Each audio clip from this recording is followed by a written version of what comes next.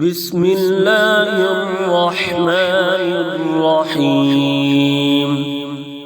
سبح اسم ربك الأعلى الذي خلق فسوى والذي قدر فهدى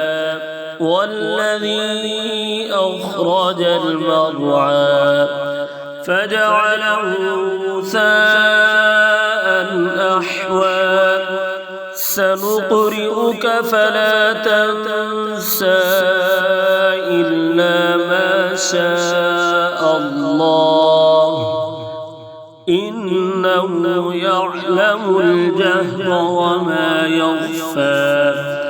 ونيسرك لليسرى فذكر إن نفعت الذكرى سيذكر من يخشى ويتجنبها الأشقى الذي يصلى النار الكبرى ثم لا يموت فيها ولا يحيا قد أفلح من تزكى وذكر اسم ربه فصلى بل تؤثرون الحياة الدنيا والآخرة خير وأبقى